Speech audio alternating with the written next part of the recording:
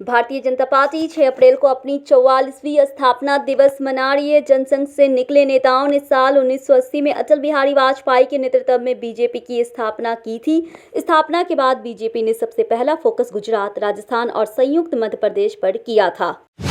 राष्ट्रपति द्रौपदी मुर्मू शनिवार को तेजपुर वायुसेना स्टेशन से सुखोई 30 MKI लड़ाकू विमान उड़ान भरेंगे। एक आधिकारिक प्रवक्ता ने ये जानकारी दी है। उल्लेखनीय है कि पूर्व राष्ट्रपति प्रतिभा पाटिल ने 2009 में देश के इस अत्याधुनिक लड़ाकू विमान में उड़ान भरी थी। प्रवक्ता ने कहा है, राष्ट्रपति मुर्मू 6 से 8 अप्रैल तक असम के दौरे पर रहेंगी।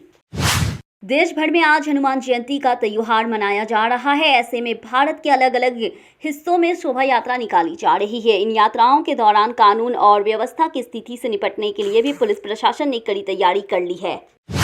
दिल्ली में लोग सुबह से ही हनुमान जयंती धूमधाम से मना रहे। कनॉट पैलेस स्थित प्राचीन हनुमान मंदिर में पूजा अर्चना के लिए लोगों के आने का सिलसिला आज से सुबह से जारी है।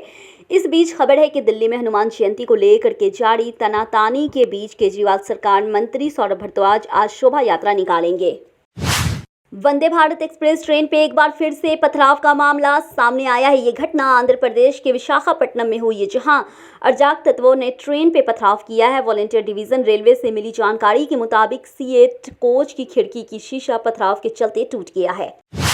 कलकत्ता उच्च न्यायालय के निर्देश के बाद पश्चिम बंगाल सरकार ने हनुमान जन्म महोत्सव के दौरान 3 जिलों हुगली, बैरकपुर और कोलकाता में अर्धसैनिक बलों को तैनात करने का फैसला किया है। एक वरिष्ठ अधिकारी ने ये जानकारी दी है।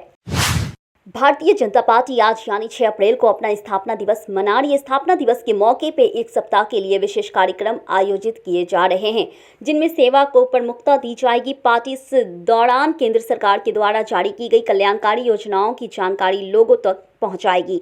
लोगों तक अपनी बात पहुंचाने के लिए पार्टी अभी तक डिजिटल फॉर्मेट पर ज्यादा जोर दे रही थी, लेकिन इस बार पुराने तरीकों को भी खूब इस्तेमाल किया जाएगा।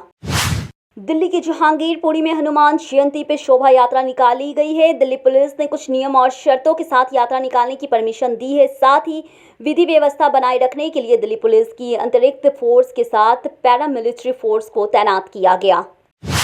इलाहाबाद हाई कोर्ट की लखनऊ पीठ ने उत्तर प्रदेश सरकार को निर्देश दिया है कि वो नगर निकाय चुनाव के लिए गठित उत्तर प्रदेश राज्य स्थानीय निकाय पिछड़ा वर्ग आयोग की रिपोर्ट को आज उसके समक्ष पेश करे। यह आदेश न्यायमूर्ति राजन रॉय और न्यायमूर्ति मनीष कुमार की खंडपीठ ने लखीमपुरी खीरी निवासी विकास अग्रवाल द्वारा आरक्षण संबंधी अधिसूचना को चुनौती देने के लिए दायर एक रिट याचिका पर सुनवाई करते हुए दिया। उमेश पाल हत्याकांड की आरोपी माफिया अतीक अहमद के बेटे असद को मेरठ के राधना गांव के पूर्व प्रधान के बेटे के साथ सोशल मीडिया पे फोटो वायरल हो रहे हैं। इस मामले में सीओ किठौर का कहना है कि पुलिस पूर्व प्रधान के परिजनों से पूछताछ करेगी कि उनका अतीक के परिवार से कोई रिश्ता है या नहीं। देश भर में आज हनुमान जयंती मनाई जा रही है। इस दौरान दिल्ली समेत कई राज्यों में शोभा यात्रा निकाली जाएगी। कानून व्यवस्था की जिम्मेदारी पुलिस के हाथ में रहेगी, लेकिन पश्चिम बंगाल में पुलिस के साथ साथ अर्धसैनिक बलों को भी तैनात किया गया है। उत्तराखंड के नैनीताल जिले में हल्द्वानी स्थित सार्वजनिक संस्थान पर नमाजियों के वजू करने को लेकर के 2 गुटों में हुए संघर्ष के बाद 700 से ज्यादा ज्ञात लोगों के खिलाफ FIR दर्ज की गई है। हल्द्वानी के भोटिया पवाड़ क्षेत्र में शाम को 2 समुदाय के बीच तनाव तब भड़का जब एक समुदाय के कुछ लोग ने आवास विकास कॉलोनी में चल रही मुस्लिम धार्मिक गतिविधियों पर आपत्ति जताई। कांग्रेस का सुपर हाईकमान 2024 के लोकसभा चुनाव के दौरान दलित कार्ड खेलने पे विचार कर रहा है। 3 गांधी वाले सुपर हाईकमान, जिसमें सोनिया गांधी, राहुल गांधी और प्रियंका गांधी शामिल हैं, मल्लिकार्जुन खड़गे को प्रधानमंत्री पद के संभावित चेहरे के रूप में देखता है। ये शायद इसी रणनीति का हिस्सा था। खड़गे को सबसे पहले गांधी परिवार ने पिछले साल कांग्रेस अध्यक्ष के रूप में लाया और उन्हें राज्यसभा में विपक्ष का नेता बने रहने की अनुमति दी। भारतीय जनता पार्टी आज अपना स्थापना दिवस मना रही है। इस मौके पे सुबह से ही सोशल मीडिया पे बधाई देने वाले का तांता लगा हुआ है। ट्विटर पे बीजेपी स्थापना दिवस ट्रेंडिंग में है। केंद्रीय ग्रामीण विकास और पंचायती राज मंत्री गिरिराज सिंह ने कहा है कि सदैव राष्ट्रीय की सेवा कर नवनिर्माण के लिए समर्पित जनसेवा को संकल्प और भारतीय के लिए लोकतंत्र की सच्चाई वाहक विश्व की सबसे बड़ी पार्टी भाजपा के 44वें स्थापना दिवस के पावन अवसर पर सभी कार्यकर्ताओं को हार्दिक बधाई एवं शुभकामनाएं। बिहार में हिंसा का दौर थमने के बाद अब राजनीतिक आरोप प्रत्यारोप का दौर शुरू हो गया है। बिहार के मुख्यमंत्री नीतीश कुमार ने बिहार हिंसा की साजिश करार देते हुए बीजेपी पे जमकर निशाना साधा है। वहीं एमआईएम के नेता असदुद्दीन ओवैसी को बीजेपी के लिए काम करने वाला एजेंट करार दिया। बीजेपी के बिहार की सत्ता में आने के बाद दंगाइयों को उल्टा लटकाने संबंधी केंद्रीय गृह मंत्री अमित शाह के बयान पर बिहार के उप मुख्यमंत्री तेजस्वी यादव ने पलटवार किया है। तेजस्वी यादव ने बुधवार को कहा है कि ये प्रदेश लोगों को सीधा करने के लिए जाना जाता है। राजद नेता ने आरोप लगाया है कि बीजेपी की कई सांसद हंगामा करने में शामिल थे, लेकिन पार्टी के प्रमुख रणनीतिकार शाह ने उनके व्यवहार के लिए उनकी खिंचाई नहीं की। तेजस्वी यादव ने कहा है, ये बिहार है। इस बार विधानसभा चुनाव में बीजेपी कोई कमी नहीं छोड़ना चाह रही है। वो पुराने तरीकों के साथ साथ नए प्रयोग भी कर रही है। बीजेपी अब नमो वॉलंटियर्स तैयारी कर रही है। प्रदेश के सभी विधानसभा सीटों पे इनकी तैनाती हो गई है। जानकारी के अनुसार कुल 8000 वॉलंटियर्स तैयार किए गए हैं। ये वॉलंटियर्स मतदाताओं को केंद्र की नरेंद्र मोदी सरकार की योजना की जानकारी देंगे। मध्य प्रदेश के जबलपुर शहर में 2 आर्मी अफसरों के खिलाफ छेड़छाड़ करने का आरोप लगा है। पीड़ित युवती लॉ की स्टूडेंट है। इस मामले से जुड़ा एक वीडियो सोशल मीडिया पर जम के वायरल हो रहा है। जबलपुर पुलिस ने पीड़ित लॉ स्टूडेंट रूपल यादव की रिपोर्ट पे मामला दर्ज कर लिया है। पुलिस ने दोनों आर्मी अधिकारियों की पहचान भी कर ली है। हालांकि अब तक उनकी गिरफ्तारी नहीं हुई है। असम के भारतीय जनता पार्टी के नेता ताजमहल गिराने की बात कर दी है। विधायक रूपज्योति कुर्मी ने कहा है, ताजमहल प्यार का प्रतीक नहीं है। मैं प्रधानमंत्री नरेंद्र मोदी से ताजमहल को तुरंत ध्वस्त करने का आग्रह करता हूं। बीजेपी विधायक रूपज्योति कुर्मी ने केवल ताजमहल नहीं बल्कि कुतुब मीनार को भी गिराने की बात कही है। समाजवाद पार्टी सांसद डिंपल यादव और शिवपाल सिंह यादव की मांग को बीजेपी सांसद दिनेश लाल यादव निहड़वा का समर्थन मिल गया है। दरअसल राष्ट्रपति द्रौपदी मुर्मू ने दिग्गज समाजवाद पार्टी के नेता मुलायम सिंह यादव को मरणोपरांत पद्मा विभूषण से सम्मानित किया गया। इसके बाद बीजेपी सांसद ने नई मांग रख दी है। राजस्थान के विशेष अदालत ने मनी लॉन्ड्रिंग के मामले में निलंबित आईएएस पूजा सिंघल के खिलाफ आरोप तय करने की तिथि 10 अप्रैल तक बढ़ा दी है। पूजा सिंघल के वकील विश्वजीत मुखर्जी ने कहा है, आज आरोप तय करने पर सुनवाई हुई है। कांग्रेस नेता राहुल गांधी जल्द ही अपनी मां सोनिया गांधी के घर 10 जनपद पे शिफ्ट करेंगे। सूत्रों के मुताबिक राहुल गांधी के घर का सामान सोनिया गांधी के आवास 10 जनपद शिफ्ट होने लगा है। वहीं राहुल गांधी के दफ्तर के कामकाज के लिए नया घर ढूंढा जा रहा है। पूर्व कांग्रेस अध्यक्ष की लोकसभा मेंबरशिप खत्म होने के बाद राहुल गांधी को बंगला खाली करने का नोटिस मिला था।